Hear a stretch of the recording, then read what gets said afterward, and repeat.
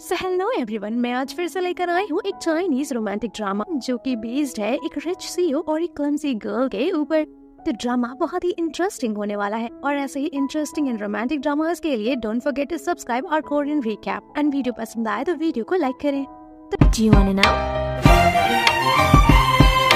Well, I've been thinking about you, and I think you'll have to listen because the sun is up, it's beautiful. तो drama की शुरुआत में हम main lead को देखते हैं जो कि तैयार हो रहा होता है। वो मस्त बाथिंग टब से नहाकर निकल रहा होता है और अपने ऑफिस वाला ड्रेस पहनता है और फिर लग जाता है कुछ वर्कर्स को ताड़ने में जो कि ऑब्वियसली लेडी होती है। यहाँ पर ये लड़कियों को ताड़ रहा है तो गाइस इसका मतलब ये बिल्कुल नहीं है कि ये उनके ऊपर लाइन मार रहा है। इस बेचारे को बहुत ही बुरी प्रॉब्लम है, इसे गंदगी से और झूठ बोलने वालों से बहुत नफरत। अपने घर में और अपने ऑफिस में आस-पास साफ सफाई चाहिए और साफ सुथरे लोग चाहिए। और ये लड़का कोई और नहीं, इस कहानी का हीरो है जिसका नाम है सिरा। ये बहुत ही बड़ी कंपनी का सीईओ है। अब नेक्स्ट सीन में हम कहानी की हीरोइन को देखते हैं जो कि हमारे हीरो के बिल्कुल अपोजिट है। ये दिखने में बहुत ही ब्यूटीफुल है और एक फेमस फैशन डिजाइनर है। एक दिन वो थाईलैंड वेकेशन मनाने के लिए जा रही थी, तभी वो एरोप्लेन में नोटिस करती है कि एक लड़का जिसकी ऑलरेडी गर्लफ्रेंड है वो दूसरी लड़की पर भी लाइन मार रहा था। वह दोनों जैसे ही नंबर एक्सचेंज करने वाले होते हैं तभी उसकी गर्लफ्रेंड आकर बवाल कर देती है। वो थाई कंट्री को उल्टा सीधा बोलने लगती है। बात जब हमारी मेन लीड सुनती है तो उसका तो दिमाग ही खराब हो जाता है। अनमोड कर कहती है कि सारी गलती तुम्हारे बंदे की है, संभालना है तो अपने लौंडे को संभालो। खैर नेक्स्ट सीन में हम देखते हैं कि कंपनी में बॉस आने वाले होते हैं। सभी एम्प्लॉय की सिट्टी पिट्टी गुल हो जाती है। सभी लोग दौड़ भाग करने लगते हैं। ऐसा लग रहा होता है कि कोई भूकंप आ गया है। सभी लोग लाइन से लग जाते हैं एंड तभी हम देखते हैं कि हमारा मेन लीड आ चुका होता है। वो चारों तरफ साफ सफाई चेक करता है। यहाँ पर इनका एक थीम डांस था तो ये इनको डांस करने के लिए कहता है और ये सभी अपने चेहरे पर फेक स्माइल के साथ डांस करने लगते हैं। लेकिन ये डांस सिरा को पसंद नहीं आता तो वो सभी के सामने डांस करके बताता है कि देखो ऐसे करना है और अगर तुम लोग ढंग से डांस नहीं करोगे तो कस्टमर कैसे इम्प्रेस होंगे। इसे डांस करता हुआ देखकर तो आधी लड़कियां ऐसे ही फ्लैट हो जाती हैं क्योंकि ये बहुत क्यूट लग रहा होता है। यहाँ पर सिरा को बिल्कुल भी झूठ नहीं पसंद है। एक छोटी सी झूठ एम्प्लॉय की जान तक ले सकती है और यहाँ पर एक वर्कर उसे किसी बात के लिए झूठ कहता है और इस बात से सिरा बहुत ज्यादा गुस्सा जाता है और उसकी बातें बिना सुने उसे जॉब से निकाल देता है। सिरा जो है वो एक एडॉप्टेड चाइल्ड है। इस कंपनी के ओनर ने उसे अडॉप्ट किया था। यहाँ पर वो सिर्फ अपनी ग्रैंड मदर से ही डरता है। उसकी ग्रैंड मदर बहुत ही ज्यादा क्लेवर लेडी है। बात बात पर वो बेचारे को टुन मारा करती है और आज वो उसके ऑफिस आकर उसकी क्लास लगाती है कि उसने एक बंदी को जॉब से निकाल दिया था। वो कहती है कि ज्यादा पावर में आने की जरूरत नहीं है, तुम अडॉप्टेड हो, तुम्हें इस बात का ध्यान रखना चाहिए, ज्यादा बॉसगिरी करने की कोई जरूरत नहीं है।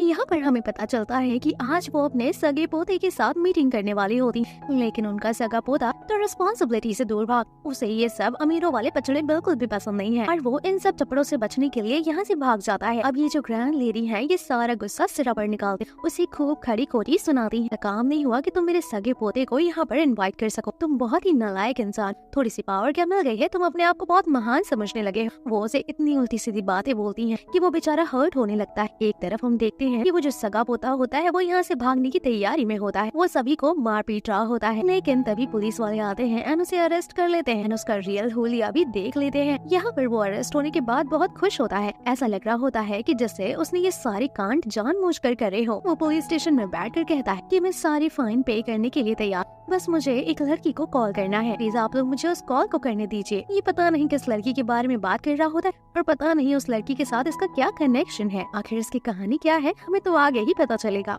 एक तरफ ये जिस लड़की को कॉल करने वाला होता है उसका नाम होता है कृतिका। सो कमेंट बॉक्स में जितने भी कृतिका हैं वो अटेंडेंस लगाएं। कृतिका इधर अपने डैड से मिलने के लिए थाईलैंड आई होती है। उसके डैड इस दुनिया में नहीं रहे और आज उनकी डेथ एनिवर्सरी है। यहाँ पर आकर वो फ्लावर वगैरह चढ़ाती है। वो अपने डैड से बहुत प्यार करती है और थोड़ी ही देर बाद वहाँ पर उसकी मॉम आती है। इन दोनों की बातों से हमें ये पता चलता है कि कृतिका अपनी मॉम को बिल्कुल पसंद नहीं करती क्योंकि उसकी मॉम डैड का डाइवोर्स हो गया था। कृतिका के हिसाब से उसकी मॉम ने उसके डैड को सिर्फ इसलिए छोड़कर चली गई थी क्योंकि उसके डैड के पास पैसे नहीं थे, तो इसलिए वो अपनी मॉम को बहुत बुरा समझती है और बस इसी वजह से वो उनसे नफरत करती है। उसकी मॉम भी बहुत उदास होती है कि उनकी बेटी उनसे बात नहीं करती, इसलिए वो सारी चीजों को ठीक करने की कोशिश करती है, लेकिन कृतिका कुछ सुनने को तैयार ही नहीं होती। दोनों के बीच में बहस बढ़ जाती है कि तभी कृतिका की मॉम को हार्ट अटैक आने लगता है। अब कृतिका इतनी भी हार्टलेस पर्सन तो थी कि वो अपनी मॉम को इस तरह से छोड़कर चली जाए और अब वो अपनी मॉम को हॉस्पिटल लेकर जाती है। डॉक्टर कृतिका को चेक करके के बताते हैं तुम्हारी मॉम बिल्कुल ठीक है, घबराने वाली कोई बात नहीं है। लेकिन तभी यहाँ पर सिरा का सेक्रेटरी वहाँ आ जाता है और वो डॉक्टर को जल्दी जल्दी लेकर जाने लगता है क्योंकि सिरा की ग्रैंडमदर का भी चेकअप कराना होता है। लेकिन कृतिका इस बात से गुस्सा हो जाती है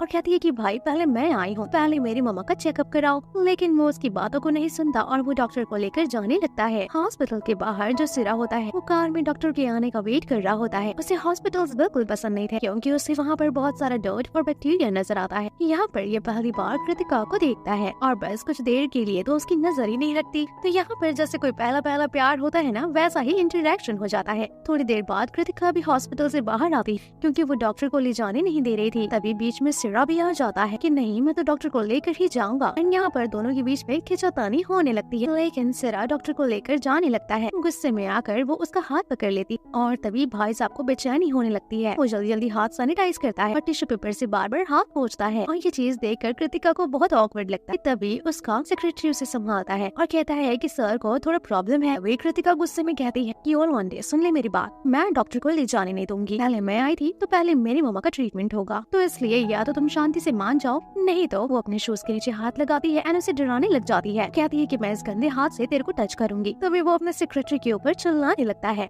बेचारे सिरा की तो जान निकलने वाली होती है इतना गंदा हाथ देखकर और वो डॉक्टर को उसे ले जाने देता है। यहाँ से पता चलता है कि हमारी कृतिका तो बड़ी ठीक लड़की है। खैर अब हम देखते हैं कि कृतिका की मॉम का ट्रीटमेंट होता है और उसकी मॉम को थोड़ी देर बाद होश आता है।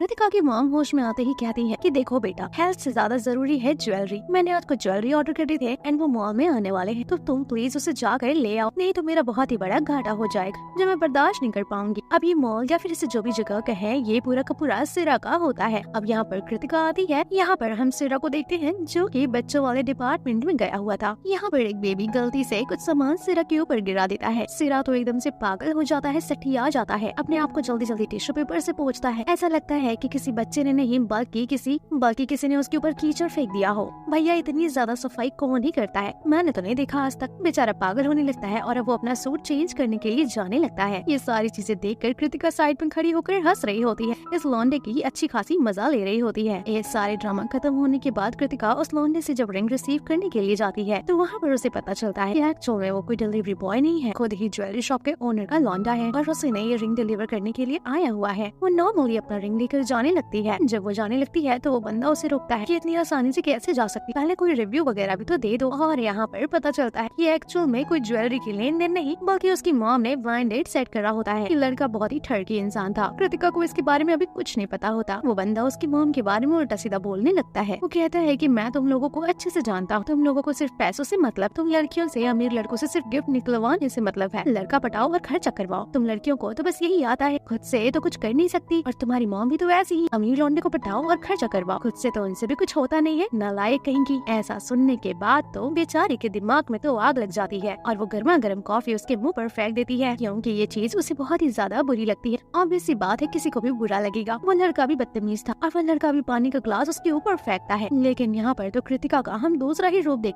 वो गुस्से में जोरदार किक मारती है उसे, जिसके बाद वो धड़ाम से नीचे गिरता है। वो कहती है कि मैंने तुम जैसे बड़े बड़े लौंडों को अच्छा खासा सेट करके रखा है, तो तुम मेरे सामने कौन होते हो ऐसी बात करने वाले। वो डायलॉग बाजी करने के चक्कर में सिरा का नाम भी लपेट लेती है और वो ध्यान ही नहीं देता कि बेचारा सिरा तो उसके पास ही बैठा हुआ है। वो कहती है मैंने सिरा जैसे अमीर लौंडे का प्रपोजल रिजेक्ट कर दिया, तो तुम कौन ही होते हो मेरे सामने। और तभी वो आता है और कहता है कि ओ लड़की, मैंने कब तुम्हें प्रपोज किया। एंड देन वो उसको चिपकते हुए कहती है कि बेबी, तुम्हें याद है कि तुमने एफिल टावर के सामने मुझे प्रपोज किया था, तो सॉरी मैंने तुम्हें रिजेक्ट कर दिया, अब मैं तुम्हारा प्रपोजल एक्सेप्ट करती हूँ। वो बेचारी उससे इतना चिपकने लगती है कि सिरा तो कुछ बोल ही नहीं पाता। एंड देन वो ऐसा ही करते करते उसे और परेशान करने के लिए उसे किस कर लेती है। ये सब देखकर ज्वेलरी वाला लौंडा तो कंफ्यूज ही हो जाता है कि भला ये सब हो क्या रहा है। किस के बाद वो बेचारा बेहोश हो जाता है, जैसे किस नहीं उसे किसी ने जहर दे दिया हो। और यहाँ पर कृतिका की हालत खराब हो जाती है। सोचती है कि शायद मैंने कुछ ज्यादा ही कर दिया, कहीं वो मर न जाए। अगर वो मर गया मेरा क्या होगा, भला कोई एक किस से कैसे बेहोश हो सकता है। वो परेशान हो रही होती है। तभी हम एक तरफ सिरा को देखते हैं जो कि वॉशरूम में जाकर अपना फेस सैनिटाइजर में डुबा डुबा कर धुल रहा होता है। बेचारी की हार्ट बीट तेज हो गई होती है। उसे समझ में नहीं आ रहा होता है कि उसकी हार्ट बीट क्यों तेज हो गई है।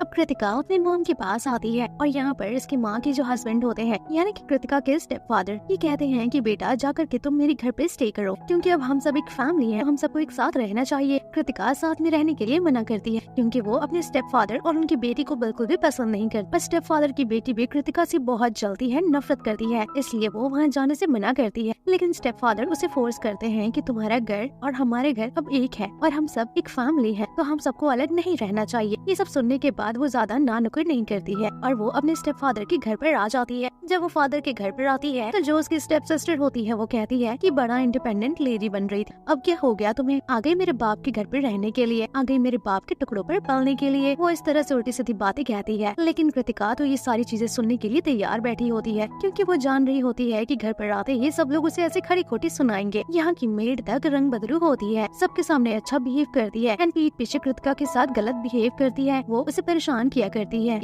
एक तरफ हम कृतिका की स्टेप सिस्टर को देखते हैं। उसके फादर ने उसे कहा होता है कि जाकर सिरा की कंपनी के साथ साइन करवाने के लिए। वो जब उस कंपनी के साथ कॉन्ट्रैक्ट साइन कराने के लिए आती है तो सिरा उसके मुंह पर उसकी बहुत बेइज्जती करता है। वो कहता है कि तुम्हारी कंपनी क्वांटिटी पर बिलीव करती, तुम लोग कभी भी क्वालिटी पर काम नहीं कर और ऐसी कंपनी के साथ हम कभी भी कॉन्ट्रैक्ट साइन नहीं कर सकते। ये सब सुनने के बाद उसकी बहुत ही इंसल्ट होती है। वो उसे यहाँ से जाने तक के लिए कह देता है, कहता है कि जाना ही बेहतर होगा क्योंकि मैं तुम्हारे साथ कभी कोई साइन नहीं करने वाला। अब सिरा अपने घर पर आकर अपना पूरा चेकअप करता है, वो अपनी फुल बॉडी स्कैनिंग करता है और वो ये हर रोजाना दिन पर किया करता है। यहाँ पर इसका हार्ट बीट बिल्कुल नॉर्मल आता है एंड तभी ये कृतिका के किस के बारे में सोचता है एंड कहता है कि शायद उसके किस की वजह से मेरी हार्ट बीट तेज हो गई। लेकिन ऐसा कैसे हो सकता है, एक क्लमसी गर्ल के किस की वजह से मेरी हार्ट बीट तेज कैसे हो सकती है, मुझे तो उल्टी आनी चाहिए थी। तभी यहाँ पर उसे अपने मैनेजर का कॉल आता है और वो कहते हैं कि उन लोगों ने इसके भाई डीन को ढूंढ लिया है, यानी कि इसके ग्रैंड मदर के सगे बेटे को, जो उनसे इतना प्रॉब्लम होने के बाद भी अपने भाई को लेने के लिए निकल जाता है। एक तरफ हम डीन को देखते हैं जो कि क्लब में खूब मस्ती कर रहा होता है, लॉन्डियों के साथ डांस कर रहा होता है और ड्रिंक कर रहा होता है। और जब वो सिरा को देखता है तो उसे देखते ही वो भागने लगता है, अपने ऊपर ढेर सारी गंदगी गिरा लेता है और वो सोचता है कि शायद उसका भाई उसके पास नहीं जाएगा। लेकिन फिर भी सिरा उसके पास जाता है और कहता है कि ऐसा है, चलो ग्रैंड मदर के पास, तुम्हारी वजह से मैंने बहुत खरी खोटी सुन ली। वो कहता है कि भाई मैं ये कंपनी वंपनी नहीं संभालने वाला, मुझसे ये सब नहीं हो पाएगा, मैं मर जाऊंगा। तो वो कहता है कि मर जाओ तो बेहतर होगा, लेकिन मैं नहीं जानता, तुम्हें ग्रैंड मदर के पास चलना ही होगा। खैर एक तरफ हम कृतिका को देखते हैं जो कि घर पर बैठकर सोच रही होती है कि सिरा की कंपनी के साथ कॉन्ट्रैक्ट कैसे साइन करा जाए। तभी वो टीवी में न्यूज पर डीन के बारे में देखती है एंड देन वो अपना दिमाग लगाती है। कृतिका अपने रूम में मस्ती में सो रही होती है कि तभी अगली सुबह मेड आकर उसे परेशान करती है। कृतिका उसके साथ नॉर्मली बिहेव करती, लेकिन ये मेड तो बड़ी हरामी निकलती है। ये इसकी मम्मा को उल्टा सीधा बोलने लगती है, कहती है कि तुम जानती हो तुम्हारी माँ भी तुम्हारी जैसी ही है, एक नंबर की आलसी और गंदगी में रहने वाली। ये सब सुनने के बाद कृतिका भड़क जाती है और कहती है कि चलो बड़ा सफाई करने का तुम्हें शौक है, और अब वो अपने घर में गंदगी फैलाने लगती है और कहती है कि शौक से सफाई करो, अपने सपने पूरे करो सफाई कर करके। खैर अब नेक्स्ट सीन में हम डीन को देखते हैं जो कि अपने मॉम डैड से मिलने के लिए गया होता है। उसके मॉम डैड दुनिया में नहीं है और वो यहाँ पर आकर उनके लिए गिटार प्ले करता है, उनके लिए सॉन्ग गाता है। तभी यहाँ पर होम आ जाती है, होम यानी कि कृतिका की स्टेप सिस्टर। इन दोनों की बातों से हमें पता चलता है कि एक टाइम पर होम इसके ऊपर लाइन मारा करती थी और वो कृतिका से इतनी ज्यादा नफरत इसलिए करती है क्योंकि ये जो डीन है ना, ये कृतिका का एक्स था। तो यहाँ पता चलता है इन दोनों का कनेक्शन, डीन कृतिका का एक्स है। यहाँ पर होम कहती है कि देखो तुम्हें मेरे साथ डील साइन करना होगा, अगर तुम्हें जानना है कि कृतिका क्या करती है, कहाँ जाती है, कैसे रहती है, तो उसके बदले में तुम्हें मेरा एक काम करना होगा। वो काम क्या है वो तो अभी यहाँ नहीं बताती, लेकिन इसके बाद होम सीधा पहुँच जाती है सिरा से मिलने के लिए। सिरा कहता है कि मैंने तुम्हें भगा दिया था कि मैं तुम्हारी कंपनी के साथ कोई कॉन्ट्रैक्ट साइन नहीं करना चाहता, फिर भी देखो तुम कितनी बेशरम हो, तुम मुँह उठाकर चली आई। तभी वो यहाँ पर एक फाइल दिखाती एंड कहती है कि ये देखो इसमें डीन के सिग्नेचर्स हैं। ये देखने के बाद सिरा शॉक्ड हो जाता है कि आखिर ये बंदी डीन से कैसे मिली और इसे उसका सिग्नेचर कैसे मिला। नेक्स्ट सीन में हम देखते हैं कि वो डीन से मिलने के लिए आता है कि तभी वो देखता है कि डीन तो एकदम टल्ली होकर धूप में सो रहा था। वो उसे सैनिटाइज करता है एंड उसकी फेस पर एक बॉटल पानी पलट देता है। वो जागते ही वहाँ से भागने की कोशिश करता है, लेकिन इस बार सिरा उसे भागने नहीं देने वाला।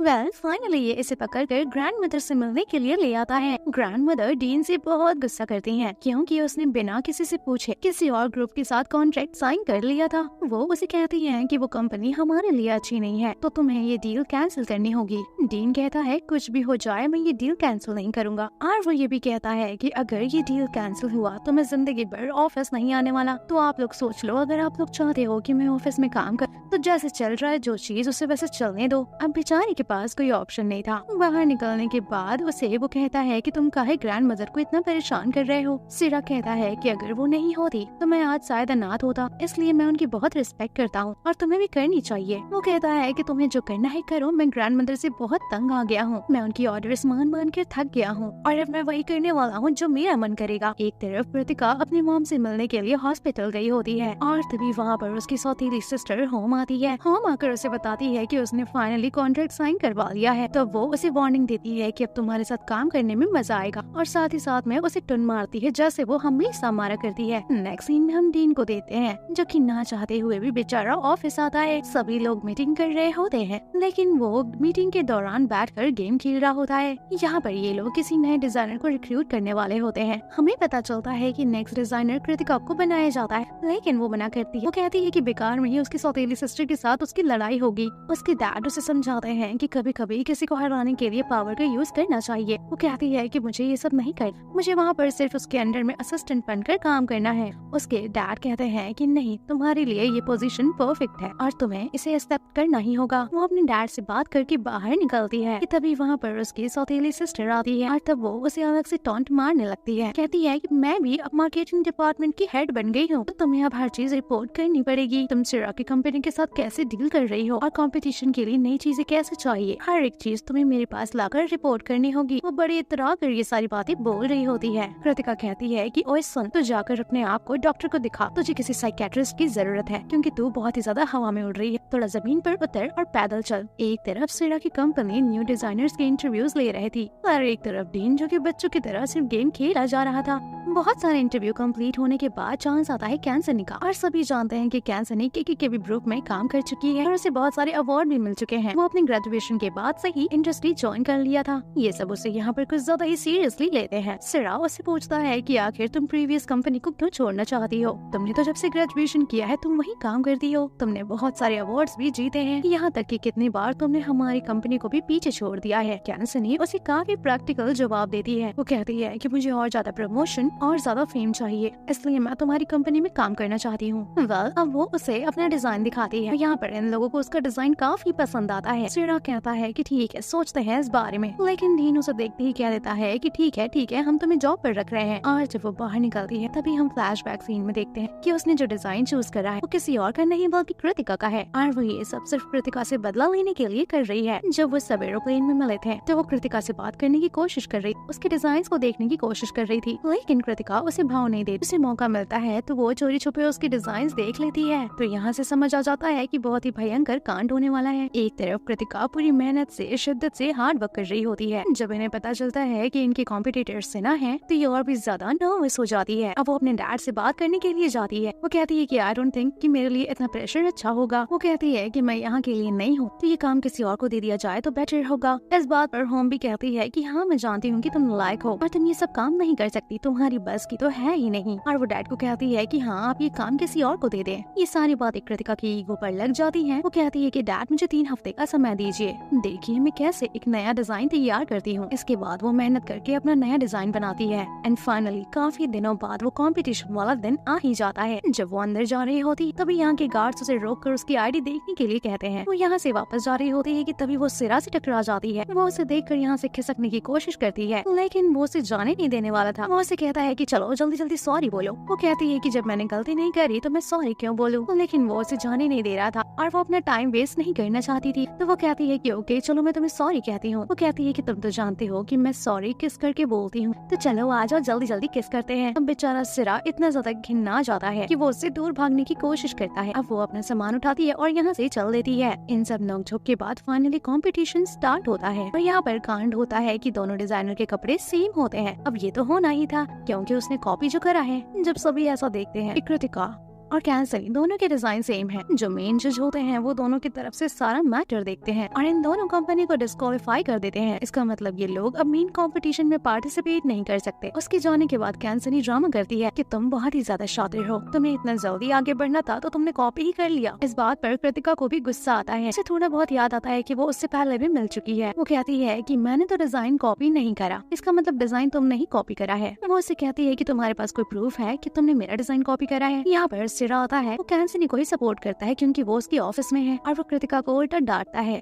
इसके बाद ढेर सारे रिपोर्टर्स कृतिका के पीछे पड़ जाते हैं एंड जब सिरी ये सब देखता है तो वो सोचता है कि उसे जाकर वो प्रोटेक्ट करे, लेकिन तभी वहाँ पर उसका भाई आता है एंड वो उसे प्रोटेक्ट करते हुए यहाँ से ले जाता है। इन सबसे दूर ले जाकर डीन उसे कहता है कि आखिर तुम कहाँ चली गई थी। कृतिका कहती है कि तुम्हें समझ क्यों नहीं आता, मैं तुमसे कोई बात नहीं करना चाहती, कोई रिश्ता नहीं रखना चाहती। डीन कहता है कि वही तो मैं जानना चाहता हूँ कि आखिर मैंने किया क्या है। तुमने कॉलेज तक छोड़कर चली गई, ना फोन उठाती हो और न कोई बात करती हो, न कहीं मिलती हो। वो कहती है कि मुझे तुम जैसे पैसे वाले लोग बिल्कुल भी पसंद नहीं। वो कहती है कि मेरे मन में तुम्हारे लिए दोस्ती से ज्यादा कुछ नहीं था, तुम सिर्फ अपने बारे में सोचते हो, तुम बहुत ही सेल्फिश इंसान हो, मैं तुमसे तंग आ गई थी। ये सब सुनने के बाद उसे गुस्सा आता है, लेकिन वो उसे किस कर लेता है। वो कहता है कि अच्छा हम लोग सिर्फ दोस्त हैं।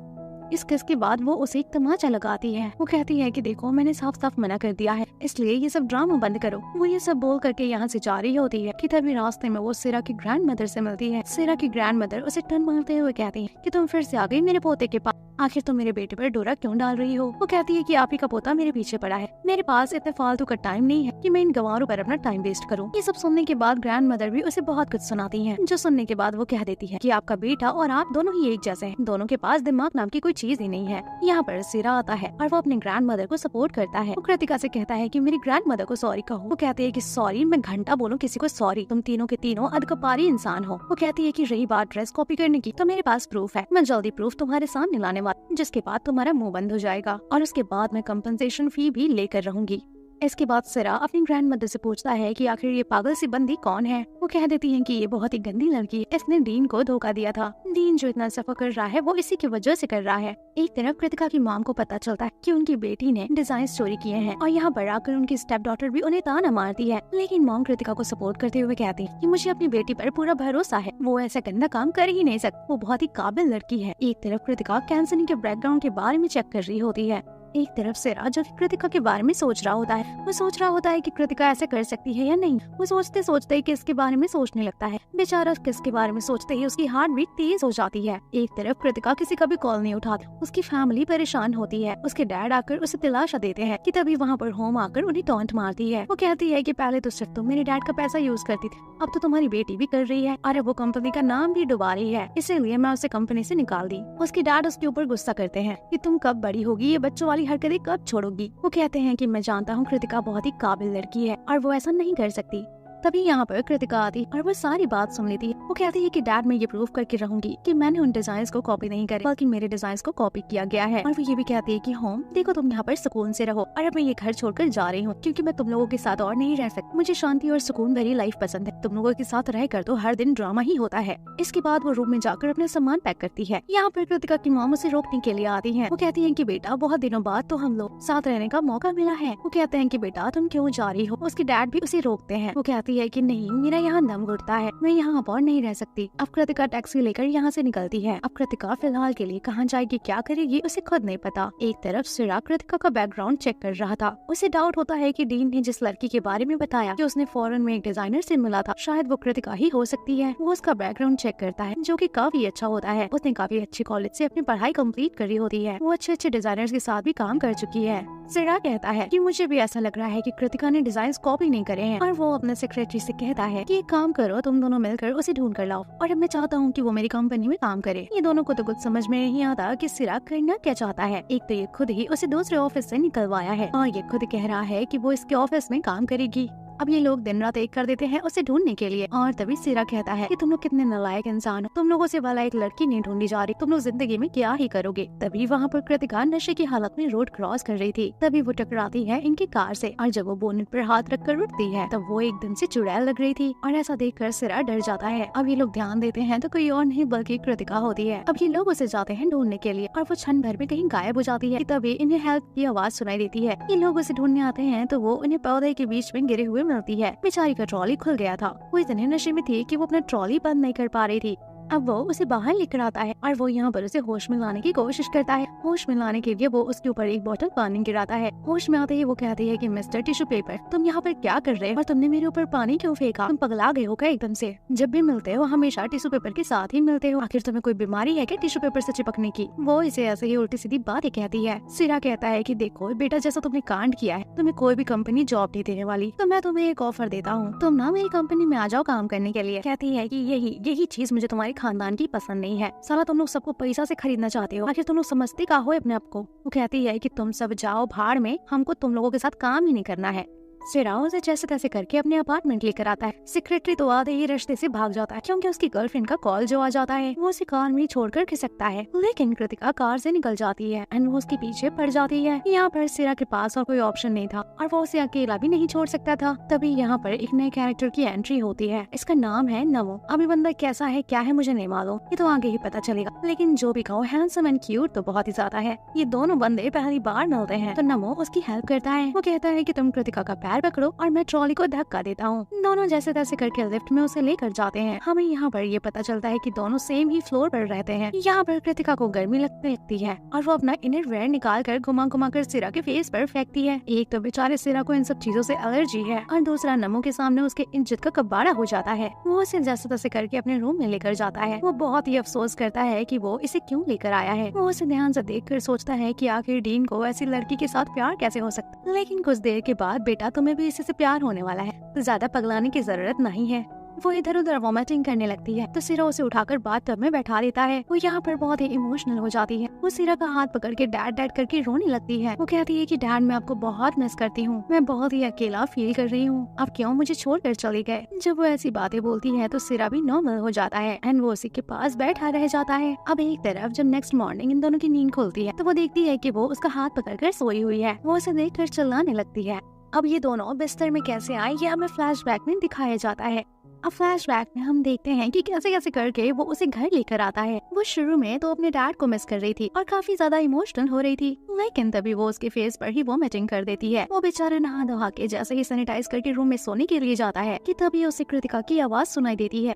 वो जब वॉशरूम में आकर देखता है तो वो देखता है कि वो तो पूरी मर्मेड बनी हुई है और कहती है कि देखो मैं कितनी क्यूट लग रही हूँ, मैं बिल्कुल मर्मेड जैसी लग रही हूँ। वो धीरे धीरे करके अपना ड्रेसेस खोलने लगती है। वो उसे मना करता है लेकिन वो तब तक अपना ड्रेस खोल चुकी होती है। वो सोचता है कि भाड़ में जाए लड़की और भाड़ में जाए इसके ड्रामे, मैं तो चला सोने। लेकिन बाहर आकर सोचता है कि अगर रात भर मैंने इसे पानी में छोड़ दिया तो इससे बीमारी हो जाएगी, कि तबीयत खराब हो जाएगी, जुकाम हो जाएगा। अब वो अपने आई बैंड लगा उसके पास आता है और जैसे तैसे करके उसे बाथरूम से रूम तक ले जाता है। जैसे तैसे करके वो उसे कम्बल में बांध देता है और कम्बल में लपेट करके सुला देता है। लेकिन तब वो फिर से उठ जाती है और डैड डैड करके रोने लगती है। सिरा भी अपनी फैमिली को लेकर के कुछ ज्यादा इमोशनल था, इसलिए वो उसे कंसोल करता है। अब हम प्रेजेंट में आते हैं और हम देखते हैं कि वो कहता है कि मैं चाहता हूँ कि तुम मेरी कंपनी में काम करो और अपने आप को सही प्रूव करो। वो कहती है कि नहीं, भले ही तुम्हारा मॉल टॉप क्लास होगा लेकिन मेरे लिए काफी नॉर्मल है, मैं तुम्हारे यहाँ काम नहीं करने वाली। वो कहता है कि तुम्हारे लिए ये काफी अच्छा मौका है, तुम मेरे ऑफिस में आकर काम भी कर सकती हो, तुम्हें सैलरी भी मिलेगी और तुम ये प्रूव भी कर सकती हो कि तुम सही हो।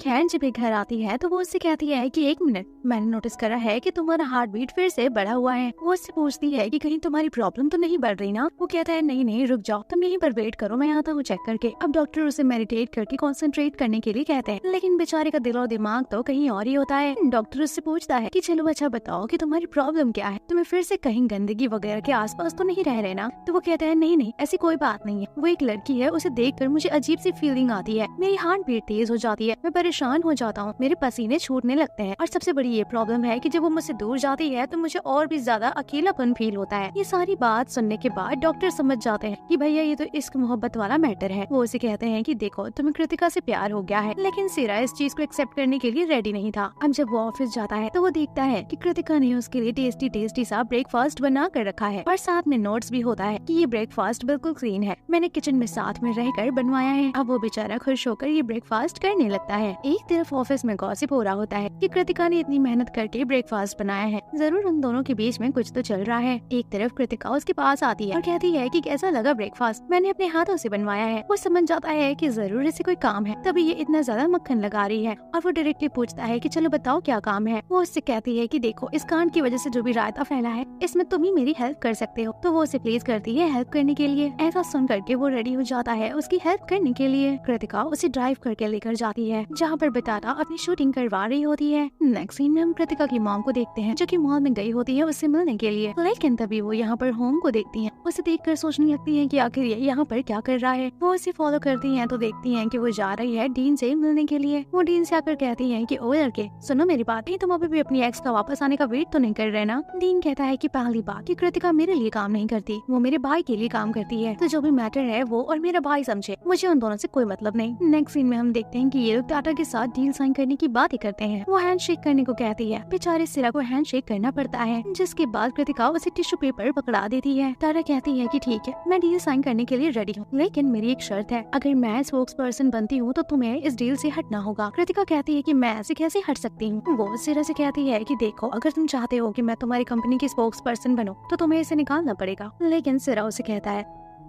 कि मुझे नहीं मालूम था कि तुम इतनी गिरी हुई इंसान हो, तो मुझे अब तुम्हारे साथ कोई भी डील साइन नहीं करना। अगर मैं तुम्हारे साथ डील साइन करता हूँ तो मेरी कंपनी की क्वालिटी भी खराब होगी। अब कृतिका हैरान हो जाती है और वो उसके पीछे भागती है उसे मनाने के लिए। एक तरफ टाटा का मैनेजर उसे डांट रहा होता है कि तुम्हारा दिमाग का फ्यूज उड़ गया है लगता है, इसीलिए तुम इतना ज्यादा पगला रही हो। तुम्हें कौन बोला था इतना बकवास बातें करने के लिए? शांति से तुमसे कोई काम नहीं होता। खैर, अब नेक्स्ट सीन में हम देखते हैं कि टाटा का मैनेजर उन लोगों से आकर मिलता है और कहता है कि मेरी मैम इतनी बुरी नहीं है। दरअसल कल उनका दिमाग का फ्यूज उड़ गया था, इसलिए वो उल्टी सीधी बातें कर रही थी। अब वो तैयार हैं डील साइन करने के लिए और ये लोग भी डील साइन कर देते हैं। अब नेक्स्ट सीन में हम देखते हैं कि टाटा डील तो साइन कर देती है, लेकिन वो कृतिका को बहुत परेशान करती। कभी कॉफी लाने के लिए बोलती है तो कभी ब्रेकफास्ट लाने के लिए कहती है। डीन को ये सब देखकर बहुत ही ज्यादा गुस्सा आ रहा होता है। डीन उसे रास्ते में ये सब लाते हुए देखता है तो कहता है कि तुम्हारा काम ये सब नहीं है, तुम एक डिजाइनर हो, ना कि किसी की सर्वेंट। वो कहती है कि मैं टाटा को यहाँ लेकर आई हूँ, तो मेरी रिस्पॉन्सिबिलिटी है उसका ख्याल रखना। अब एक तरफ ग्रैंड मदर को पता चल जाता है कि कृतिका इनकी कंपनी में काम करती है और वो कृतिका से बहुत नफरत करती है, क्योंकि वो डीन की एक्स जो है, इसलिए वो कंपनी में आती है और कहती है फायर दिस डर्टी गर्ल। वो बस इतना ही कहती है। अब सिरा और डीन दोनों लोग सोचने लगते हैं कि भला इसे क्यों फायर किया जाए। सिरा कहता है कि देखिए दादी, अभी आप उसके टैलेंट के बारे में नहीं जानते। वो हमारी कंपनी का आधा से ज्यादा काम संभाल रही और वो एक बहुत ही एक्सीलेंट डिजाइनर है। दादी माँ कहती है कि पैसा ही सब कुछ नहीं होता। मैं नहीं चाहती कि वो लिच्चर लड़की फिर से मेरे बेटे डीन पर लाइन मारे, तो शांति से इस बंदी को यहाँ से निकाल फेंको, नहीं तो तुम सभी के साथ मैं बहुत बुरा करूंगी। डीन कहता है ओ अच्छा, आपको लगता है कि ये मुझ पर लाइनबाजी करेगी? वो कहता है कि ठीक है कृतिका, हम एक काम करते हैं, हम ना तुम्हें फायर कर देते हैं। हम ऑफिस के बाद तुमसे मिलेंगे, ऑफिस के बाद तुमसे डेट करेंगे। वैसे भी कौन इस लेक्चर ऑफिस में बैठकर डेटिंग शेटिंग करेगा और रोमांटिक बातें करेगा? बाहर रहेंगे तो ना कोई डिस्टर्ब करेगा और ना कोई देखेगा। वो कहता है ग्रैंड मदर से कि देखिए, अगर हमें डेटिंग करना होता तो हम कहीं पर भी कर लेते, तो ये सब उल्टी सीधी बातें सोचने की जरूरत नहीं है। वो ऐसे डायलॉग बाजी करके यहाँ से निकल जाता है। अब बेचारी ग्रैंड मदर का तो मुंह ही बन जाता है और तभी सिरा आता है और वो भी चढ़ाता है और कहता है कि दादी माँ, अगर आप इसे निकाल देंगी तो हो सकता है कि ये बाहर जाकर उसे डेट करे, लेकिन अगर ये मेरी नजरों के सामने रहेगी तो मैं 24 घंटे इसे काम देकर परेशान रखूंगा और ये उसे डेट भी नहीं कर पाएगी और साथ ही मेरी नजरों में भी रहेगी। वो जानबूझकर ऐसी बातें कहता है। वो इसलिए ऐसी बातें कहता है ताकि ग्रैंड मदर उसे यहाँ से फायर ना करे। अब नेक्स्ट सीन में हम देखते हैं कि वो ग्रैंड मदर से पार्टी में मिलती है और कह देती है कि आपने तो मेरी फुल ऑन बेइज्जती करी, लेकिन मैं आपको बता दूं कि मैंने तो अभी तक डिसाइड ही नहीं करा कि दोनों भाइयों में से किसे पटाना है। ये भी कमेंट बाजी करके यहाँ से चल देती है। एक तरफ हम ग्रैंड मदर को देखते हैं जो कि आगे चल के जरूर कोई ना कोई कांड करने वाली है। नेक्स्ट सीन में कृतिका जब वॉशरूम से आती है तो डीन उसका वेट कर रहा था। अब वो उसे साइड में लेकर जाता है और वो उसे एक प्रेजेंट देता है। वो उसका प्रेजेंट लेने से मना करती है क्योंकि ना ही उसका बर्थडे और ना ही कोई स्पेशल ओकेजन। वो जिद करता है कि एक बार ओपन तो करो। जब वो उस बॉक्स को ओपन करती है तो बहुत ही प्रिटी सा एक लिमिटेड एडिशन वाला शूज था जो कि वो उसे खरीदने का काफी दिनों से इंतजार कर रही थी। वो कहती है कि थैंक्स इतना मेहनत करने के लिए और मैं तुम्हें इसके पैसे भी दे दूंगी। और तो हम देखते हैं कि कोई बंदा इन दोनों के पिक्चर्स क्लिक करके उसकी ग्रैंड मदर को सेंड कर देता है। ग्रैंड मदर सोचने लगती हैं कि ये बंदी कुछ ज्यादा ही आगे बढ़ रही है, सही में ये दोनों बेटों की जिंदगी को बर्बाद न कर दे। और अब वो सिरा को बुलाती है और वो फोटो दिखाते हुए कहती है कि तुम तो बहुत कह रहे थे कि तुम इनके ऊपर निगरानी करोगे, देखो जरा ये दोनों किस तरह से लाइन बाजी कर रहे हैं। सिरा समझाने की कोशिश करता है कि ऐसा कुछ भी नहीं है, आपको जरा कोई मिसअंडरस्टैंडिंग हुई होगी, लेकिन ग्रैंड मदर उसकी कोई बात नहीं सुनती। वो पूरी तरह से डायलॉग बाजी करती है। वो कहती है कि चलो एक काम करो, मैं चाहती हूँ कि कृतिका डीन की लाइफ से निकल जाए और जब कृतिका की असलियत डीन को पता चलेगी कि वो सिर्फ पैसों के लिए लोगों के पीछे पड़ी हुई है तो वो उसे छोड़ देगा। तो तुम पहले कृतिका को पटाओ और जब ये बात डीन को पता चलेगा कि कृतिका तुम पर लाइनबाजी कर रही है तुम्हारे पैसे के लिए, तो ऑब्वियस सी बात है कि वो उसे छोड़ देगा और इसके बाद तुम भी कृतिका को छोड़ देना। अब यहाँ पे बेचारा सिरा तो बुरी तरह से फंस जाता है। ग्रैंड मदर कहती है कि चाहे जो हो जाए मैं इस लड़की को अपने घर में घुसने नहीं देने वाली। इसके बाद हम देखते हैं कि सिरा इन दोनों की फोटो देखकर कुछ सोच रहा होता है। वो कृतिका के साथ ऐसा कुछ भी नहीं करना चाहता क्योंकि वो उसे हर्ट नहीं करना चाहता। और तभी वहाँ पर कृतिका उसके लिए ब्रेकफास्ट लेकर आती है और कहती है कि सुबह सुबह कहाँ चले गए थे। तभी यहाँ पर डीन आता है और वो भी बहुत सारा ब्रेकफास्ट लेकर आता है और कहता है कि मैंने तुम सबके लिए ब्रेकफास्ट लाया है, और वो कृतिका से टेबल सेट करने के लिए कहता है। अब थोड़ी देर बाद वो प्लेट वगैरह लेकर आती है और दोनों लोग साथ में बैठकर लंच करते हैं। ऐसा देखकर सिरा को बहुत ही जलन हो रही होती है। जब उस बंदे को कुछ समझ नहीं आता तो वो अपने साइकोलॉजिस्ट के पास चला आता है। वो उसे कहता है कि मुझे क्या करना चाहिए जिससे मैं ये काम कर सकूं। अगर मैं वो काम करूंगा तो दूसरों को बुरा लग जाएगा, और अगर नहीं करूंगा तो पहले वाले को बुरा लग जाएगा। आखिर मैं करूँ तो करूँ क्या। डॉक्टर भी कंफ्यूज होते हैं कि भला इसे क्या करना चाहिए और ये करना क्या चाहता है। कुछ नहीं करना भी सोल्यूशन नहीं है, और अगर कुछ करता है तो जरूर किसी एक ना एक को बुरा लगेगा। नेक्स्ट सीन में कृतिका की माँ उसे कॉल करके कहती है कि बेटा तुम मुझसे शेयर क्यों नहीं कर रही कि तुम किस लौंडे के साथ रहती हो, थोड़ा मेरे दामाद से मेरी बात तो कराओ। वो बहाना करके उनका फोन कट कर देती है, लेकिन फोन कट नहीं हुआ होता है और सिरा यहाँ पर आकर उससे बात ही करने लगता है। अब वो कहती है कि कौन है लड़का, मुझे भी बात करवाओ। कृतिका सिरा से कहती है कि थोड़ा लड़की वाली आवाज निकालो और मेरी मम्मा से बात करो। सिरा बात करने की कोशिश करता है लेकिन वो आवाज चेंज नहीं कर पाता। बेचारी कृतिका के लिए प्रॉब्लम बढ़ जाती है। कृतिका जैसे तैसे कुछ बहाना करके फोन कट कर देती है, लेकिन उन्हें डाउट हो रहा होता है कि आखिर ये लड़का कौन था। वो ये भी सोचती हैं कि उस बंदी का आवाज जाना पहचाना लग रहा था। एक तरफ हम होम को देखते हैं जो कि इतनी देर तक तो गायब ही थी। उसे उसके डैड ने कंपनी से निकाल दिया होता है और वो घर आती है गुस्से में और मेड से कहती है कि मेरे सारे कपड़े पैक करो, मैं ये घर छोड़कर जा रही हूँ। तभी कृतिका की मॉम आती है और कहती है कि अच्छा बेटा तो तुम घर छोड़कर जा रही हो, और वो उसे टोन मारती है कि चलो अच्छा ये चली जाओ। और वो ये भी कहती है कि तुम्हें तो इस बात का डर था कि तुम्हारे पापा अपनी प्रॉपर्टी मेरे और कृतिका के नाम न कर दे। तुम्हारे जाने के बाद वो काम तो और भी आसान हो जाएगा। तुम चली जाओगी, डैड तुमसे प्यार करना बंद कर देंगे और ऑब्वियस सी बात है कि वो सारी प्रॉपर्टी हमारे नाम कर देंगे। वो उसे कहती है कि जाओ जाओ आराम से जाओ। अब वो कहती है कि ये तो मैंने सोचा ही नहीं। वो कहती है कि नहीं मैं कहीं नहीं जाऊंगी क्योंकि मैं अपनी डैड की प्रॉपर्टी किसी को भी नहीं देने वाली। हम देखते हैं कि उसकी मॉम जानबूझकर ये सब कर रही थी ताकि वो ये घर छोड़कर ना जाए। अब नेक्स्ट सीन में हम देखते हैं कि ग्रैंड मदर कैंसनी को ऑफिस में दोबारा से लेकर आ जाती है और इसी बारे में कृतिका ग्रैंड मदर से बात करने के लिए गई हुई थी। अब यहाँ पर कैंसनी आती है। कृतिका कहती है कि तुम यहाँ पर क्या कर रही हो। वो कहती है कि वाह मैंने ऐसा कौन सा कांड किया है कि मुझे यहाँ नहीं होना चाहिए। वो कहती है कि वैसे तुमने तो मेरी जिंदगी बर्बाद कर ही दी है और साथ ही साथ अपनी बहन की भी। वो उससे कहती है कि तुम्हें नहीं पता कि तुम्हारी वजह से तुम्हारे डैड ने होम को जॉब से निकाल दिया। ये जानने के बाद वो सबसे पहले अपने डैड से मिलने के लिए जाती है। यहाँ देखकर जब वो कार का नंबर देखती है तो वो समझ जाती है कि एक्सीडेंट वाले दिन कोई और नहीं बल्कि होम ही थी। अब वो आगे क्या करने वाली है ये तो आगे ही पता चलेगा। नेक्स्ट सीन में हम देखते हैं कि कृतिका की मॉम से मिलने के लिए डीन गया हुआ था। यहाँ आकर वो अपनी सारी प्रेम कहानी बताता है। वो कहता है कि एक्चुअल में मैं सिर्फ यहाँ ये कहने के लिए आया हूँ कि आप कृतिका का ख्याल रखना। मैं नहीं चाहता कि वो अपनी लाइफ में सैड हो। मैं फिर से उसे अपना बनाने की कोशिश कर रहा हूँ, लेकिन मेरी ग्रैंड मदर को थोड़ा कंफ्यूजन हो गया है। उन्हें लगने लगा कि वो अमीर आदमी के ऊपर डोरी डाल रही है, जबकि ऐसा बिल्कुल नहीं है। वो कभी मेरे पीछे नहीं पड़ी। मेरी ग्रैंड मदर का सोचना है कि उसे पैसा और पावर चाहिए, इसलिए वो मेरे पीछे है, मैं उसके पीछे हूँ। अब कृतिका अपने डैड से आकर बात करती है कि तभी यहाँ पर होम आ जाती है। वो यहाँ आकर फुल ऑन ड्रामेबाजी करती है। वो कहती है कि तुम यहाँ फिर आ गई, तुम्हारी वजह से मेरी जॉब चली गई, लेकिन अभी भी तुम्हें चैन नहीं है, तुम अभी भी ड्रामेबाजी कर रही हो। डैड उसे थोड़ा डांटने लगते हैं तो उसे लगने लगता है कि उसके डैड कृतिका को ज्यादा प्यार करते हैं। तभी होम कहती है कि अच्छा होता कि उस दिन मैं तुम्हें एक्सीडेंट करके मार ही देती। ये बात उसके डैड को पता नहीं थी। ये सुनने के बाद उसके डैड भड़क जाते हैं और वो कहते हैं कि तुम्हारे इन्हीं सब बकवास की वजह से मैंने तुम्हें आज जॉब से निकाला। तुम बिल्कुल भी रिस्पॉन्सिबल इंसान नहीं हो। मैंने तुम्हारी गलती के लिए सिर्फ कृतिका से सॉरी बोलने को कहा था और तुम उसे जान से मारने के लिए चली गई। वो कहते हैं कि चली जाओ यहाँ से, नहीं तो मैं सारी प्रॉपर्टी इन दोनों के नाम तुरंत लिख दूंगा। अब वो वहाँ से गुस्सा होकर चली जाती है और कार में बैठकर रोने लगती है। कृतिका उसे कॉल पे कॉल करती है लेकिन वो फोन नहीं उठाती। वो अपना मूड ठीक करने के लिए अकेले ही बाहर चली जाती है एंड वो वहाँ पर अकेले ही ड्रिंक करती है। तभी यहाँ पर एक लड़का आकर उसे छेड़ने लगता है और साथ में डांस करने के लिए फोर्स करता है। वो उसके साथ बदतमीजी भी करता है, लेकिन तभी यहाँ पर डीन आ जाता है और वो उस लड़के से फाइट करने लगता है। इस फाइट के चक्कर में थोड़ी बहुत चोट डीन को भी लगती है। तभी बॉडीगार्ड्स आते हैं और उस लॉन्डे को वहाँ से लेकर जाते हैं। एक तरफ होम फुल ऑन टल्ली थी और उसे कोई होश नहीं था और वो वही सोफे पर लेटी हुई थी और बेचारा डीन उसका ख्याल रख रहा होता है, लेकिन तभी यहाँ पर उसे वॉमिटिंग होने लगती है।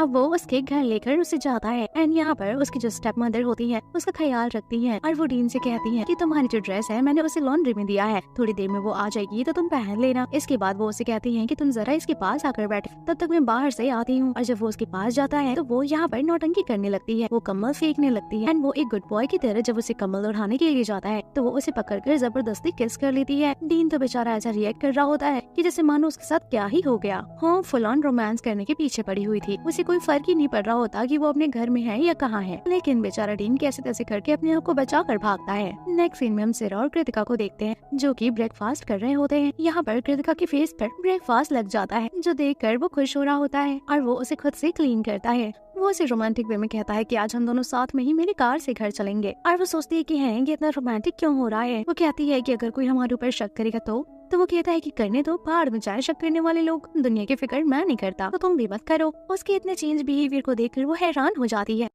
खैर अब हम देखते हैं कि वो दिन पर दिन उसके साथ क्लोज ही होता जा रहा है और कहता है कि तो क्यों तुम्हें मुझ पर क्रश नहीं है, तो मुझे पसंद नहीं करती। ऐसा होने के बाद कृतिका की तो हार्ट बीट ही तेज हो जाती है। वो बाहर निकलती है और अपनी फीलिंग को कंट्रोल करने की कोशिश करती है। बेचारी अपने आप को 3-4 थप्पड़ियां लगाती है और कहती है कि मैं इस तरह से ऐसे नहीं कर सकती।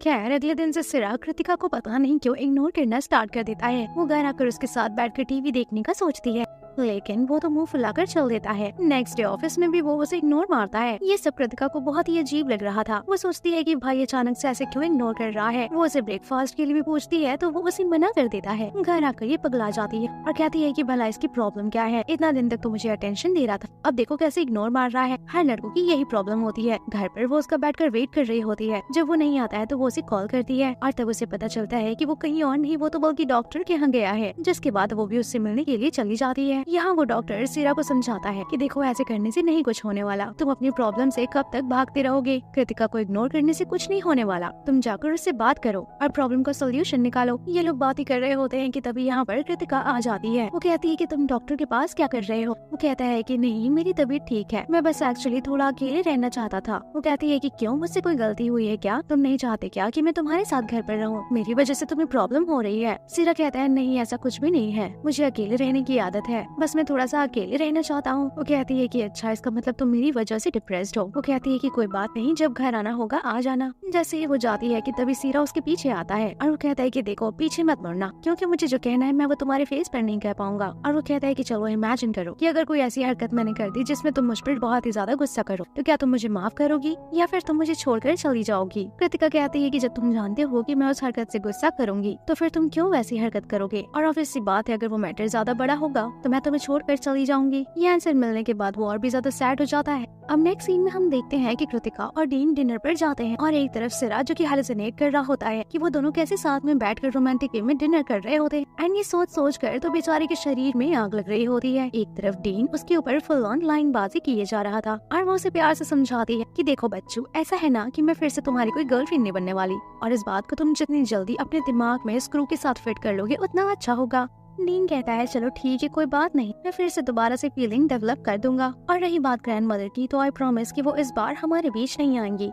नेक्स्ट सीन में हम देखते हैं कि एक तरफ सिरा उसका घर पर वेट कर रहा होता है लेकिन वो लेट हो ही जा रही थी और तभी वो अपने सोशल मीडिया पर अपडेट करती है कि वो मूवी देखने जा रही है अपने किसी क्लोज फ्रेंड के साथ। ये देखकर वो गुस्सा हो जाता है और पास में ही कृतिका का रखा हुआ फेवरेट शूज पैर से मारता है जो कि सीधा डस्टबिन में जा गिरता है। इसके बाद यहाँ पर मेड आती है और वो सारा कचरा उठाकर ले जाती है। इसके बाद वो ध्यान देता है कि अरे कृतिका का तो एक शूज मिसिंग है और कहता है कि ले भैया हो गया कांड, अगर उसे उसका शूज नहीं मिला तो वो मेरी जान ले लेगी, क्योंकि ये शूज तो उसकी फेवरेट शूज थी। वो दौड़ कर जाता है शूज ढूंढने के लिए और वो यहाँ पर मेड से आकर कहता है कि सारे स्टाफ को बुला लो इसमें से शूज निकालने के लिए। वो कहती है कि यहाँ पर कोई भी नहीं है, सभी लोग अपने घर जा चुके हैं, तो चलो बेटा मैं तुम्हारी हेल्प करती हूँ। तो वो अकेली ओल्ड एज वुमन कितना हेल्प करती, बेचारे सिरा को ही अकेले ये सब करना होता है। बेचारा वो उसके प्यार में इतना पागल हो जाता है कि वो कबाड़ कचरे में अपना हाथ डाल रहा होता है, जबकि इससे कितनी ज्यादा एलर्जी होती है गंदगी से। एक तरफ हम कृतिका को देखते हैं जो कि फ्लैट पर आ चुकी होती है एंड वो देख रही होती है कि सिरा तो है ही नहीं। उसे फाइनली शूज मिल जाता है और जब वो शूज को बाहर निकालता है कि तभी एक कॉकरोच उसके ऊपर आ पड़ता है। वो चिल्लाने लगता है, वो डर जाता है और उसका फोबिया वापस आ जाता है। उसे फ्लैशबैक में अपने बचपन की सारी चीजें याद आने लगती हैं। जल्दी से वो लेडी नीचे जाकर गार्ड को बुला लाती है। अब कृतिका यहाँ पर आती है और वो आकर के सिरा को संभालती है। सिरा जोर जोर से रो रहा होता है। थोड़ी देर बाद सिरा का डॉक्टर आता है एंड वो उसे नींद की दवा देकर सुला देता है। डॉक्टर उसे समझाता है कि आई थिंक सिरा ने कुछ ज्यादा ही गंदा चीज देख ली, तभी उसे इतनी ज्यादा प्रॉब्लम हो रही है।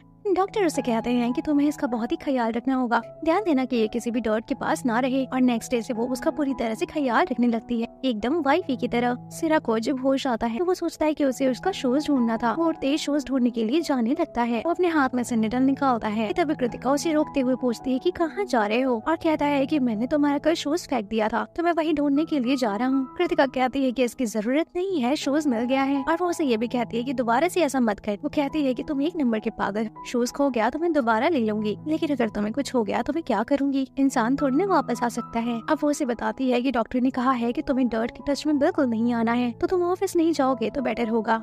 ये सब बातें कर रहे होते हैं कि तभी इसके हाथ में डर्ट लग जाता है एंड वो उसे दौड़ कर ले जाती है वॉशरूम में एंड वहाँ पर उसका हैंड वॉश कराती है। सिरा तो उसके साथ एकदम रोमांटिक वे में रोमांस कर रहा होता है। हाथ धुलने पर तो उसका ध्यान ही नहीं होता। वो कहती है कि हाथ धुल गया तो वो कहता है कि 7 स्टेप्स फॉलो करो। मैं ऐसे हाथ नहीं धुलता, मेरे प्रॉपर 7 स्टेप्स होते हैं। तुमने तो मेरा ख्याल रखना है, डॉक्टर ने तुम्हें कहा है ना मेरा ख्याल रखने के लिए। अब वो 7 स्टेप फॉलो करती है और वो तो उसको एकदम मजे से देख रहा होता है। नेक्स्ट सीन में हम होम के डैड को देखते हैं जो कि होम से अभी भी नाराज होते हैं एंड यहाँ पर कृतिका की मॉम उन दोनों को मिलाने की कोशिश में होती है। अब नेक्स्ट सीन में हम देखते हैं कि ये लोग ऑफिस से आ चुके होते लेकिन कृतिका उसका वेट कर रही होती है। वो उसे मैसेज करती है। अब वो घर पर आ ही रहा होता है लेकिन साथ में डीन होता है और वो नहीं चाहता था कि कृतिका के बारे में उसे पता चले। तभी कृतिका आकर दरवाजा खोलती है और वो देखती है कि डीन क्या करने आ रहा है साथ। वो फटाक से दरवाजा बंद कर देती है। थोड़ी देर बाद सिरा और डीन अंदर आते हैं और यहाँ पर वो अपना सामान लेकर एक वॉल के पीछे छुप जाती है। अब यहाँ पर आकर वो उसे चोरी से मिलता है और वो उसे कहती है कि ढक्कन कहीं के मुझे बताना चाहिए था कि तुम्हारे साथ डीन आ रहा है। तुम तो एक नंबर के पगलेट इंसान हो, हम लोग साथ रहते हैं, उसे पता नहीं चलना चाहिए, और अगर पता चल गया ना तो मैं तुम्हारी मुंडी पूरी तरह से मरोड़ के तोड़ दूंगी। सिरा कहता है कि फटाक से अपना सामान समेटो और सामने वाले रूम में भाग जाओ और कृतिका भी सेम टू सेम वैसा ही करती है। डीन कहता है कि भाई तुम्हारे तो बड़े मजे हैं,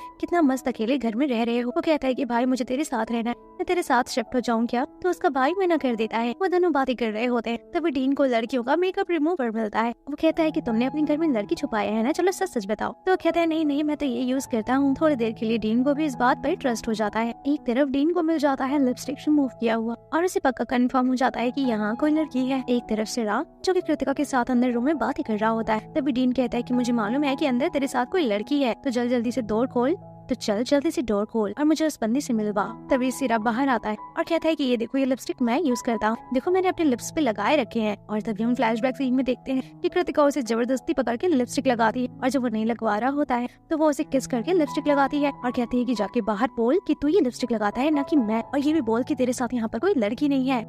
खैर कैसे तैसे करके डीन यहाँ से जाता है और अब कृतिका चैन की सांस लेती है। यहाँ पर वो आकर कहता है कि कैसी लड़की हो, जब मन आया तुम कभी भी किसी को किस कर लेती हो, सामने वाली फीलिंग का तो सोचा करो, तुम्हें किस करने का बहुत ज्यादा शौक है। वो कहती है कि किस करने से क्या हो जाता है, तो वो कहता है रुको मैं अभी बताता हूँ कि किस करने से क्या होता है। एंड वो उसे जोरदार किस करने लगता है। अब किस कर तो लिया लेकिन जब उसे होश आता है तो वो वॉशरूम भाग जाता है। एक तरफ डीन जो कि बाहर निकल रहा होता है तभी उसे लॉन्ड्री वाली मिलती है एंड वो उससे पूछता है कि सिरा अपनी गर्लफ्रेंड के साथ रहता है क्या, तो वो कहते हैं कि हाँ वो अपनी गर्लफ्रेंड के साथ ही रहते हैं। और यहाँ पर मेड उसे बता भी देती है कि उस लड़की का नाम कृतिका है। एंड भाई साहब यहाँ पर तो बॉम्ब ब्लास्टिंग हो जाती है, उसके दिमाग में तो आग लग जाती है और तभी वो अपने भाई के पास आता और उसे मारना शुरू कर देता है। कृतिका कहती है कि अरे पहले सुन तो लो कि बात क्या है। उसका भाई कहता है कि हाँ तो मार ले मुझे, जब तेरा दिमाग शांत होगा तब बात कर लेंगे। कृतिका उसे समझाती है कि देख पागल छंटे इंसान कहीं, हम लोग सिर्फ बॉस और एम्प्लॉय, हमारे बीच में ऐसा कुछ भी नहीं है। तेरे दिमाग में हमेशा उल्टी सीधी बातें चलती रहती। मेरे पास पैसा नहीं था इसने मुझे हेल्प करा, तो बस मैं इसीलिए इसके साथ कुछ दिन के लिए रुकी हुई हूँ।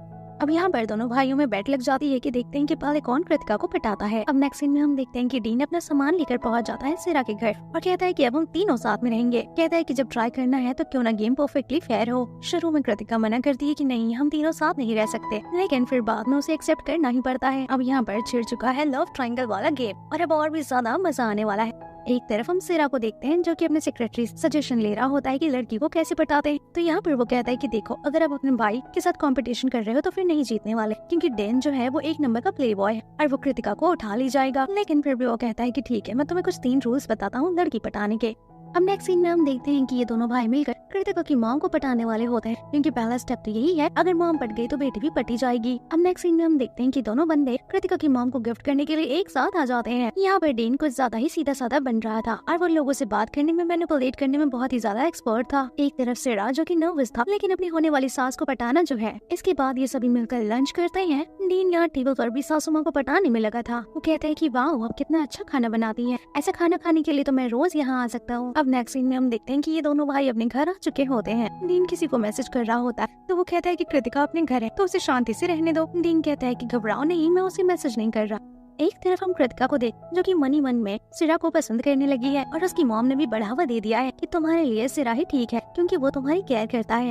एक तरफ हम डीन को देखते हैं जो कि ना चाहते हुए भी होम की तरफ अट्रैक्टेड हो रहा है। एक तरफ कृतिका जो कि घर बैठकर ड्रिंक करके रोई जा रही थी। तभी वहाँ पर सिरा आता है और वो कृतिका को ढूंढने लगता है, लेकिन तभी उसकी नजर पड़ती है कृतिका पे और उससे बड़ा ही शांति फीलिंग होती है। वो सोचता है कि चलो शुक्र है कि ये मेरे ही घर पर है। वो उसे समझाता है कि देखो रोने की जरूरत नहीं है, इसमें तुम्हारी कोई गलती नहीं है। तुम जानती हो कि ये सब ग्रैंड मदर कर रही है, तो तुम इन सब के बीच में क्यों फंस रही हो। वो कहती है कि सब मेरी गलती है, शुरू से हर किसी के लाइफ में सिर्फ मेरी वजह से प्रॉब्लम हुई है। मेरे डैड मुझे छोड़कर चले गए, मॉम भी मुझे छोड़कर चली गई और मेरी वजह से मेरे सिस्टर को प्रॉब्लम झेलना पड़ रहा है। सिरा कहता है कि तुम मुझे देखो और मैं कह रहा हूँ ना कि तुम प्रॉब्लम नहीं हो। वो उसे कहता है कि मुझे डर लगता है कि कहीं मैं तुम्हें खो न दूं। देखो मैं तुम्हारी वजह से कितना बदल गया। ऐसा बोलते बोलते वो उसे किस करने लगता है। अब नेक्स्ट मॉर्निंग जब वो जगती है तो वो उसका ख्याल रखता है। उसका सर दुख रहा होता है। कृतिका को कल रात के किस के बारे में कुछ याद ही नहीं था। वो कहती है कि कल रात नशे में कहीं हम दोनों ने कोई कांड तो नहीं कर दिया ना। वो उसे कहता है पगलेट लड़की, कल रात के बारे में तुझे कुछ नहीं याद। वो कहती है कि नहीं मुझे कुछ नहीं याद। अब नेक्स्ट सीन में हम देखते हैं कि डीन उससे मिलने के लिए आया होता है और यहाँ पर उससे बात कर रहा होता है, लेकिन तभी वो अंदर जाती है अपना फोन छोड़कर और वो उसके फोन में देखता है कि कल रात की किस वाली रिकॉर्डिंग हो चुकी होती है। ये देखने के बाद बेचारे का दिल टूट जाता है। वो जा करके ड्रंक पे ड्रंक करने लगता है और तभी यहाँ पर होम आती और वो देखती है कि इसे कोई और लड़की छेड़ रही है और वो उसे अपने साथ पकड़ के होटल में ले जाती और वो उसे लिटाकर यहाँ से जाने वाली होती है। तभी वो उसका हाथ पकड़ता है और कहता है कि यहाँ पर कृतिका क्यों नहीं है, तुम यहाँ पर क्या कर रही हो। वो उसका गाल पकड़ के बच्चों की तरह रोने लगता है। वो उसे कहती है देख भाई सुन ले मेरी बात, कृतिका तेरे में बिल्कुल भी इंटरेस्टेड नहीं है तो तू उसका पीछा छोड़ दे। वो कहता है कि तुम नहीं जानती कि मैं उससे कितना प्यार करता हूँ, मैं इतनी आसानी से मूव ऑन नहीं कर सकता। वो उसे कहता है कि तुम क्या जानो कि वन साइडेड लव कैसा होता है। तभी वो कहती है कि हाँ मैं थोड़ी ना इतने साल से तेरे को वन साइडेड लव करती आ रही हूँ। ये सुनने के बाद वो हैरान हो जाता है और वो उसे पागलों की तरह किस करने लगता है। अब नेक्स्ट मॉर्निंग जब वो उठता है तो कहता है कि हे भगवान ये क्या कर दिया मैंने। तभी होम भी जग जाती है और वो उसे कहता है कि तुमने मेरे मौके का फायदा उठाया, मैं तो नशे में था, तुमने मेरा यूज किया। ये सुनने के बाद वो गुस्सा आ जाती है। वो कहती है कि ज्यादा ड्रामा न करो, कल रात को तुम ही जबरदस्ती कर रहे थे। वो कहती है कि चलो कट लो यहाँ से, मुझे ज्यादा गुस्सा आ गया तो तुम्हारे साथ बहुत बुरा करूंगी। डीन अगले रूम में जाकर सोचता है कि यार इसके साथ तो ये सब नहीं होना चाहिए था, मैं कहाँ कृतिका पे लाइन मारा था और इधर आकर फंस गया बेचारा। खैर नेक्स्ट सीन में अब हम देखते हैं कि सिरा कृतिका को जानबूझकर हर्ट करता है क्योंकि वो जानता है कि at the end of the day उसे ग्रैंडमदर की बात माननी पड़ेगी और उसे कृतिका को छोड़ना पड़ेगा। इसलिए वो जानबूझ के कृतिका को जेलस फील कराता है ताकि कृतिका उसे खुद से छोड़कर चली जाए। वो दूसरी लड़कियों के साथ डेट पर जाता है। कृतिका परेशान होकर उससे पूछती है कि आखिर मेरी गलती क्या है, तुम मेरे साथ इतना रूड बिहेव क्यों कर रहे हो और अचानक से इतना ज्यादा चेंज क्यों हो गए। वो कहता है कि मैं तुमसे उब गया हूँ और भलाई इसी में होगी कि तुम मुझसे दूर रहो। वो ये सब जानबूझ कर करता है। बेचारा वो भी ये सब करना नहीं चाहता, अंदर ही अंदर वो भी हर्ट होता है ऐसा बोलते हुए। ये सब बातें सुनने के बाद कृतिका बाहर जाकर रोने लगती है। तभी यहाँ पर डैन आता है और कहता है कि मैं जानता हूँ कि तुम मेरे भाई को पसंद करती हो और इस तरह से अपने मन में फीलिंग्स रखने से कुछ भी नहीं होने वाला। अगर तुम पसंद करती हो तो जाकर कन्फेस करो, अदरवाइज भाई कहीं और चले जाएंगे एंड तुम्हें भी कहीं और जाना पड़ेगा और तुम दोनों का लव ऐसा ही अधूरा रह जाएगा। वो ये भी कहता है कि मेरा भाई भी तुम्हें ही पसंद करता है, मेरा भाई का किसी के साथ कोई अफेयर नहीं है, वो तुम्हें जेलस फील कराने के लिए दूसरी लड़कियों के साथ डेट पर जा रहा है। क्या है ना कि तुम मेरी ग्रैंडमदर को जानती नहीं हो, वो हम दोनों को उंगलियों पर नचाना चाहती है। तो मैं तुम्हें कह रहा हूँ कि तुम जाकर मेरे भाई को कन्फेस करो, मेरा भाई ये सब तुमसे दूर होने के लिए कर रहा है, वो ये सब बिल्कुल भी नहीं चाहता। और अगर तुम उसे पसंद करती हो तो जाओ उसे रोको और उसे समझाओ, तुम्हें बिल्कुल भी देर नहीं करनी चाहिए। पिछली बार हमारे बीच में मिसअंडरस्टैंडिंग हुई जिसकी वजह से आज हमारा ये हाल है, तो अब मैं नहीं चाहता कि अब तुम्हारे साथ और कोई मिसअंडरस्टैंडिंग हो। नेक्स्ट सीन में हम देखते हैं कि ये लोग ग्रैंडमदर के साथ बैठे होते हैं और यहाँ पर डीन सिरा से कहता है कि क्या बात है भाई, हार मान लिए क्या, कृतिका को पटाने वाले थे, अब कहाँ डीन के साथ डेट पर जा रहे हो। सिरा कहता है कि मुंह बंद करके चुप शांति से अपना लंच करो। अब नेक्स्ट सीन में वो कृतिका से बात करने के लिए आ जाता है क्योंकि वो कहीं न कहीं समझ रहा है कि ग्रैंडमदर गलत कर रही है और अगर उनके इशारों पर हम नाचेंगे तो हमारी जिंदगी बर्बाद हो जाएगी। उनकी तो जिंदगी बर्बाद हो ही गई है, वो हमें भी बर्बाद कर देंगी। यहाँ पर उससे बात करने की हिम्मत नहीं हो रही थी। वो उसे देखकर यहाँ से जाने की कोशिश करता है। कृतिका उसे देखकर उसके पीछे जाती, कहती है कि हुआ क्या है मुझे बताओ, कभी तुम बहुत अच्छे हो जाते हो, कभी बहुत रोमांटिक और कभी कभी तो एकदम सड़ा हुआ मुंह लेकर घूमने लगते हो और मुझे इतना इग्नोर क्यों करते हो। वो कहता है कि पहले तो मैं तुम्हें सॉरी कह रहा हूँ क्योंकि मैंने जो भी तुम्हारे साथ किया वो मैं बिल्कुल भी नहीं करना चाहता था। मैंने तुम्हें जो कुछ भी बोला उन सब चीजों के लिए सॉरी, मैं तुम्हें कभी भी हर्ट नहीं करना चाहता और मैं प्रॉमिस करता हूँ कि आज के बाद मैं तुम्हें कभी भी हर्ट नहीं करूंगा। अब सिरा का नेक्स्ट प्लान था उसे वो याद दिलाना जो कि उसने उस रात को किया था। वो उसके फेस पर अपना जैकेट डालता है एंड टेबल के नीचे लाता है और कहता है कि दिमाग पर जोर डालो और याद करने की कोशिश करो कि उस रात को क्या हुआ था। लेकिन ये चीज तो कृतिका को याद नहीं आ रही थी। सिरा उसे याद दिलाने के लिए बिल्कुल उस रात की तरह उसे किस करने वाला होता है और तभी कृतिका को अचानक से याद आता है कि उन दोनों ने तो कांड कर रखा है। उसने उस रात को उसे किस किया था। ये जानने के बाद वो हैरान हो जाती है और वो उसे धक्का देती है। वो उसे कहता है कि आगे भी याद करो कि क्या हुआ था। वो नाटक करके यहाँ से जाने की कोशिश करती है। तभी वो उसके पीछे पीछे आता है और कहता है कि तुम्हें सिर्फ याद आ गया ना। वो कहता है कि क्या हुआ याद आ गया तो तुम तो मुझे हमेशा इग्नोर ही करते रहते हो। कभी अच्छा बिहेव करते हो, कभी बुरा बिहेव करते हो, कभी रोमांटिक हो जाते हो। तुम्हारे मूड का तो कोई भरोसा ही नहीं, रंग की तरह बदलता रहता है। मुझे समझ नहीं आ रहा कि मैं क्या करूँ। चलो बताओ कि कहीं तो मुझे पसंद तो नहीं करते ना, कहीं लाइन वाइन तो नहीं मार रहे ना। वो उसे बहुत फोर्स करती है कि मुझे अभी के अभी आंसर चाहिए कि तुम मुझ पे लाइन मार रहे हो या नहीं। वो कहता है कि मैं नहीं बता सकता। वो उसे फोर्स पे फोर्स किए जाती है। एक तरफ ऑफिस के सारे लोग ये सब देखकर मजे ले रहे होते हैं। वो कहता है कि मेरी पसंद का क्या, तुम बताओ तुम मुझे पसंद करती हो कि नहीं। तो वो कहते हैं कि हाँ मैं तुम्हें पसंद करती हूँ, चलो तुम बताओ तुम करते हो या नहीं। तो वो कहता है कि हाँ मैं भी करता हूँ। एंड फाइनली दोनों एक दूसरे को किस करते हैं और यहाँ से ये दोनों रिलेशनशिप में आते हैं। नेक्स्ट सीन में हम डीन को देखते हैं जो कि बेचारे का दिल टूट जाता है और वो होम के घर पर आकर ड्रामा करता है। कहता है कि वो तो चली गई, अब तुम मुझे छोड़कर नहीं जा सकती।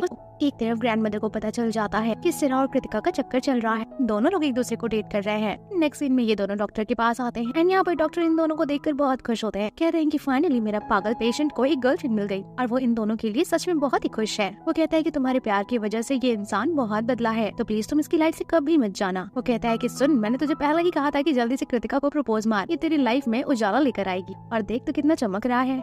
एक तरफ ग्रैंडमदर डीन से कहते हैं कि चलो चल निकल अपने जॉब पर। वो कहता है कि अब तो चैन से सोने दो, कृतिका और सिरा दोनों लोग रिलेशनशिप में हैं। अब मैं थोड़ी ना कुछ कर रहा हूँ कि आप मेरे पीछे पड़ी हो। वो कहता है कि आप सिरा और कृतिका को परेशान मत करिए, एटलीस्ट उन्हें तो अपनी जिंदगी जीने दीजिए। ग्रैंडमदर कहती हैं कि वो कुछ भी करे, वो मेरा बेटा थोड़ी ना है। मैं तो बस चाहती थी कि कृतिका तुम्हारी लाइफ से चली जाए, मुझे उन दोनों से कोई मतलब नहीं है। लेकिन हमें लग रहा होता है कि ये विलन जरूर कोई ना कोई कांड करने वाली है, तभी इतनी शांति से घूम रही है। और तभी होता है एक बॉम्ब ब्लास्टिंग और हमें पता चलता है कि ये जो ग्रैंडमदर है ये तो बहुत बड़ा गेम खेल रही थी, ये सिरा को पोजीशन से हटाने वाली है। तभी लोग परेशान हो जाते हैं। एक तरफ कृतिका को जब ये बात पता चलती है तो वो भी हड़बड़ा जाती है। लिफ्ट के पास जाकर वो ग्रैंडमदर से मिलती है लेकिन कोई बात नहीं बन पाती। अभी दोनों मीटिंग करते हैं और ये यहाँ पर सिरा से कहती हैं कि तुम्हें तो पता था कि मैं तुम्हारी पोजीशन डीन को देने वाली हूँ, तो 1 महीने में तुम इसे सारी चीजें समझा देना और 1 महीने बाद ये पोजीशन उसकी हो जाएगी। सिरा कहता है कि ठीक है, मुझे कोई प्रॉब्लम नहीं है।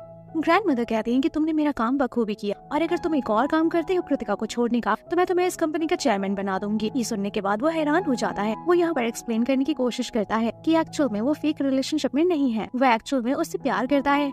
एक तरफ डीन होम को परेशान करता है और कहता है कि उस रात इतना सब कुछ करने के बाद तुम किसी और को डेट नहीं कर सकती, तुम मेरी गर्लफ्रेंड बनोगी, मेरी बंदी बनोगी, मुझसे शादी करोगी और तुम कहीं नहीं जा सकती। वो कहती है कि इतना हड़बड़ाने वाली क्या बात है, तुमने मेरे साथ एक रात ही तो बिताया है और एक रात बिताने का ये मतलब थोड़ी ना है कि हम लोग साथ में गर्लफ्रेंड बॉयफ्रेंड बन जाएं। वो कहता है कि देखो ये सब बहाना कहीं और करना, तुम तो मेरी गर्लफ्रेंड बनोगी और तुम्हारा कुछ नहीं होने वाला। वो कहता है कि देखो यार, मैं एक्चुअल में तुम्हें पसंद करता हूँ, मैं कोई नाटक वाटक नहीं कर रहा। वो कहती है कि अच्छा तो तुमको प्यार वार हो गया है हमसे।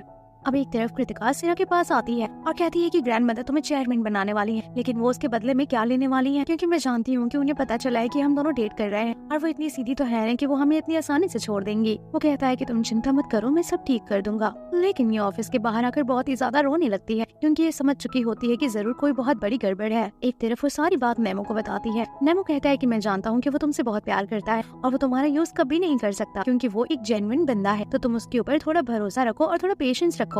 नेक्स्ट सीन में हम देखते हैं कि कृतिका को पता चल जाता है कि ये सब ग्रैंडमदर का प्लान था, लेकिन सिरा उसे समझाता है कि ग्रैंडमदर के प्लान से पहले ही मुझे तुमसे प्यार हो गया था, तो प्लीज तुम मुझ पे ट्रस्ट करो, मैं तुम्हारा यूज नहीं कर रहा था और न ही मैं तुम्हें छोड़ने वाला था। लेकिन वो उसकी कोई बात नहीं सुनती और अपने फादर के ग्रेव पर जाकर रोने लगती है और ग्रैंडमदर भी उसे आकर टुन मारती है कि मैं जानती थी कि तुम कभी मेरे घर में नहीं आ सकते और मेरा प्लान भी सक्सेसफुल हुआ। ये बुढ़िया तो अलग ही घी में आग डालती रहती है, पता नहीं इसको कब सुकून आएगा। अब नेक्स्ट सीन में हम देखते हैं कि कृतिका ये शहर छोड़कर फॉरेन जाने वाली होती है और जब ये बात सिरा को पता चलती है तो वो घबरा जाता है। वो आकर उससे मिलता है। वो कहती है कि या तो तुम अपनी चेयरमैन वाली पोस्ट चुनो या तो फिर मुझे चुनो। वो कहता है कि मैं तुम्हें चुनता हूँ, मुझे नहीं चाहिए कोई चेयरमैन की पोस्ट। तो वो कहती है कि ठीक है, लेकिन तुम्हें अपनी ग्रैंडमदर को भी छोड़ना होगा मेरे साथ रहने के लिए। लेकिन ये ऑप्शन बहुत ही ज्यादा टफ होता है और वो यहाँ पर कुछ नहीं कह पाता। कृतिका को लगता है कि शायद उसने अपनी ग्रैंडमदर को चुन लिया है और इसके बाद वो यहाँ से चली जाती है। नेक्स्ट डे वो फॉरेन के लिए निकलने वाली होती है। अगले दिन हम देखते हैं कि सिरा अपनी ग्रैंडमदर से आके बात करता है कि मैं चेयरमैन की पोस्ट रिजाइन कर रहा हूँ, मुझे वो पोस्ट नहीं चाहिए और वो कृतिका के लिए भी रिक्वेस्ट करता है कि वो उसके साथ रहना चाहता है। लेकिन ग्रैंडमदर कहती है कि अगर उसके साथ रहना है तो तुम्हें ये घर छोड़ना होगा। वो कहता है कि आप लोग इतना भी नहीं समझ सकते कि मैं किसी से प्यार करता हूँ। आज तक मैं आप लोगों से कभी कुछ नहीं मांगा और आज मैं जब पहली बार मांग रहा हूँ तो उसके सामने आप कंडीशंस रख रहे हैं। मुझे नहीं रहना ऐसी फैमिली में जो मेरे प्यार को ही ना समझ सके, जो मेरी जरूरत को ही ना समझ सके। वो अपना हाथ जोड़कर यहाँ से चला जाता है और अब वो कृतिका को कॉल करता है और कहता है कि मैंने तुम्हें चुना है और मैं अब उस फैमिली का कोई हिस्सा विस्सा नहीं हूँ, तो अब हम दोनों साथ रहेंगे। ये दोनों साथ होने वाले होते हैं कि तभी ऐसा सीन दिखाया जाता है कि जैसे सिरा का एक्सीडेंट होने वाला है। उसका एक्सीडेंट हो जाता है, वो उससे मिलने आती है तो डॉक्टर कहते हैं कि ये भी कोमा में है। यहाँ पर ग्रैंडमदर आके कहती हैं कि तुम तो फॉरेन जाने वाली थी, तो तुम यहाँ क्या कर रही हो, तुम्हें फॉरेन चली जाना चाहिए। वो कहती है कि इसने मुझे चुना है और अब मैं इसे कभी भी छोड़कर नहीं जाने वाली। कुछ देर बाद फाइनली सिरा को होश आता है। जब वो अपने पास कृतिका को देखता है तो उसे काफी सुकून महसूस होता है। एक तरफ ऑफिस में सभी लोग ग्रैंडमदर से नफरत करने लगे थे क्योंकि ये सब ग्रैंडमदर की ही वजह से हो रहा है। इन दोनों को बात करते हुए ग्रैंडमदर भी सुन लेती है। नेक्स्ट सीन में हम देखते हैं कि हमें पता चलता है कि सिरा कोई पराया बेटा नहीं है, बल्कि वो इसी घर का हिस्सा है। और ग्रैंडमदर सोच में होती है कहीं ये बताने में मुझे लेट ना हो जाए। और मेघ भी आती है और कहती है कि मैम ये जितनी जल्दी हो सके आप बता दीजिए, जितनी जल्दी आप ये बात बताएंगी उतना अच्छा होगा आपके लिए। ग्रैंडमदर कहती है कि मुझे लगता है कि कहीं वो मुझसे नफरत ना करने लगे, क्योंकि उसकी मॉम डैड की डेथ की जिम्मेदार तो मैं ही हूँ, इसलिए मैं नहीं चाहती कि उसे ये सब पता चले। वैसे भी कृतिका की वजह से तो उसने मुझे छोड़ ही दिया है और अगर फॉरेन जाने से पहले वो मुझसे नफरत करने लगेगा तो मेरे लिए मुश्किल हो जाएगी। यहाँ पर हमें पता चलता है कि ग्रैंडमा तो शुरू से उससे बहुत प्यार करती है, लेकिन वो उससे बहुत ज्यादा डरती है। वो नहीं चाहती कि उसके मॉम एंड डैड के बारे में उसे पता चले। इसके बाद कृतिका ग्रैंडमदर के पास आती है और कहती है कि आप सिरा को सच्चाई क्यों नहीं बताती कि वो आप ही का पोता है। आपको नहीं लगता क्या कि उसे ये जानने का हक है? वो आपको हमेशा चेयरमैन कहता है, आज तक उसने आपको ग्रैंडमदर नहीं कहा। इन लोगों को बातें करते हुए डीन सुन लेता है और डीन आकर उसे बता देता है कि सिरा तुम ही उनके असली पोते हो। एक तरफ कृतिका ग्रैंडमदर को कन्विंस करने की कोशिश में थी कि हम दोनों 2 दिन में निकलने वाले हैं, एक बार आप सिरा से मिलकर बात कर लीजिए। यहाँ पर सिरा आता है और कहता है कि जो मैं सुन रहा हूँ क्या वो सच है? वो कहती है कि हाँ बेटा ये सब सच है, तुम ही मेरे असली पोते हो। ऐसा सुनने के बाद उसका दिल पूरी तरह से टूट जाता है। अब डीन और होम मिलकर प्लान बनाते हैं और ऑफिस के सभी लोग मिलकर प्लान बनाते हैं कि अब हमें को कुछ करना पड़ेगा। और अब ये लोग प्लानिंग पर काम करते हैं और सिरा और ग्रैंडमदर को एक जगह मिलने के लिए बुलाते हैं। ये दोनों यहाँ पर एक्सीडेंटली मिलते हैं एंड यहाँ पर ग्रैंडमदर को वो देखकर रोने लगता है। ग्रैंडमदर उसे उसकी माँ की तस्वीर देती है एंड कहती है कि तुम्हारी माँ तुमसे कभी भी नफरत नहीं करती थी, उनकी कोई मजबूरी थी, इसलिए उन्हें तुम्हें ऑर्फनेज में छोड़कर जाना पड़ा, जिसके बाद मैंने तुम्हें अडॉप्ट करा। तुम मेरे कोई पराये पोते नहीं अपने पोते हो। ये सब सुनने के बाद वो रोने लगता है एंड ग्रैंडमदर को गले लगा लेता है। और अब सिरा ग्रैंडमदर को एक्सेप्ट कर लेता है, उनकी गलतियों को माफ कर देता है। ग्रैंडमदर को एक्सेप्ट कर लेता है एंड उन्हें गले लगाकर खूब रोता है। इतना ज्यादा मेलोड्रामा होने के बाद सारी चीजें ठीक होती हैं एंड अब ये दोनों अपनी अपनी गर्लफ्रेंड के साथ मॉल में रेगुलर बेसिस पर सारे एम्प्लॉय को उनका स्टेप डांस कराया जाता है। यहाँ पर डीन भी काम ज्वाइन करता है तो सिरा डीन को भी डांस करने के लिए कहता है। अब डीन मॉल का सिग्नेचर डांस करता है और इसी हैप्पी एंडिंग के साथ ये ड्रामा एंड होता है। तो मिलते हैं नेक्स्ट वीडियो में, तब तक के लिए स्टे ट्यून। आई होप कि आप सभी को ये वीडियो पसंद आया हो। वीडियो पसंद आए तो वीडियो को लाइक करें एंड ऐसे ही ड्रामा के लिए चैनल को सब्सक्राइब करें। So take care, bye bye.